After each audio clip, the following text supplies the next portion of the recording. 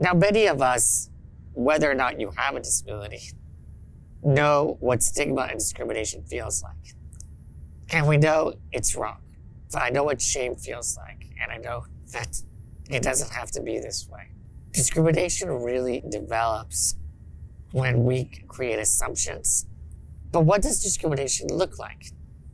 What does it feel like, and how can we eliminate it?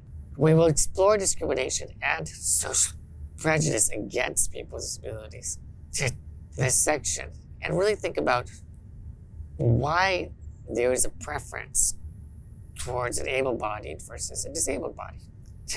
Why do we have this sort of favor towards one group of people and a disfavor to another group of people?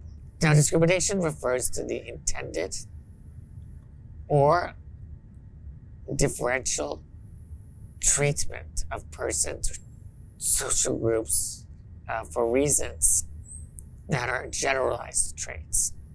It's really about treating a person of a particular group differently because of something that might be out of their control, their ethnicity, their skin color, their sex or sexuality.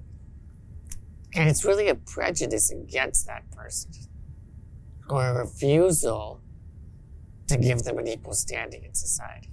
Ableism is a set of beliefs or practices that devalue or discriminate against people with physical, intellectual, psychiatric disabilities, and often rests on the assumption that a disabled person needs to be fixed in some form or other. Ableism is based on societally constructed ideas.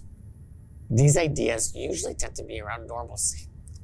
Who is normal, or who is a deviant, who is abnormal? And also about the normal level of intelligence, or the normal level of accomplishments.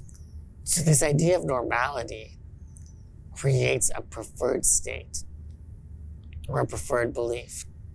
I think in order to tackle ableism, we have to understand that it exists within a system of oppression that favors being able-bodied or normal over anything else. And frequently, these come at the expense of people's dignities, people's freedoms, people's rights. Now, how do we unpack that and what can we learn about that?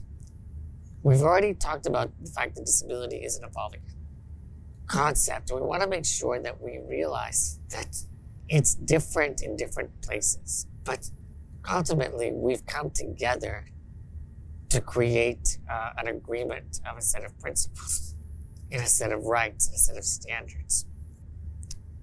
There might be instances where discrimination denies your choice, where it elevates violence, abuse, prejudice, disrespect.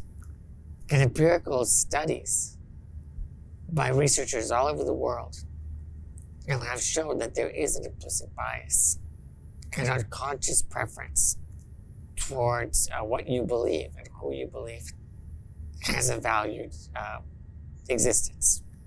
Discrimination really is about the attitudes of fairness, and we want to ensure that we understand that that core principle of non-discrimination is fully embraced in the way that we build our cities and the way we build our policies, the way we design our products or services. Ultimately, we don't want to build in our implicit bias into the work that we do. An anti-ableist society is a society that encourages, supports, and really upholds non-discrimination in policy, planning, design, decision-making, in budgeting. It really would encourage the fact that we have tremendous barriers, unnecessary barriers that have to be identified and eliminated.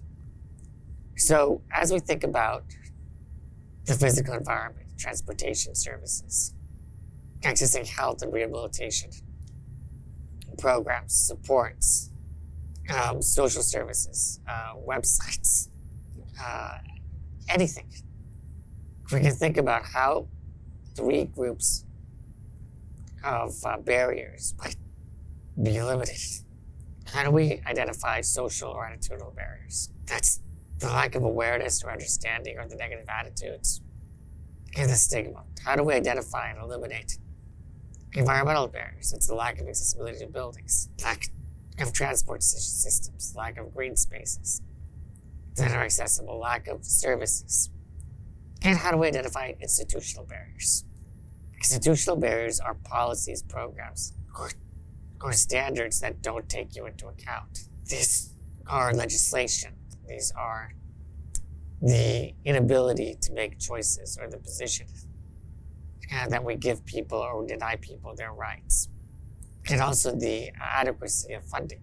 So ultimately, as we think about the misconceptions that people with disabilities are unable to be independent, are unable to contribute to society, we have to also build in the fact that those could be constructed because of discrimination, because of these ableist ideas, because of the stigma or the negative beliefs that we carry about a group of people. But if we can unlock those, if we can look at the totality of the human experience, and if we can invest our energy towards identifying and eliminating these barriers, we'll have a more inclusive and equitable society. We'll build better cities, we'll have better products, and we'll ensure that no one is left behind.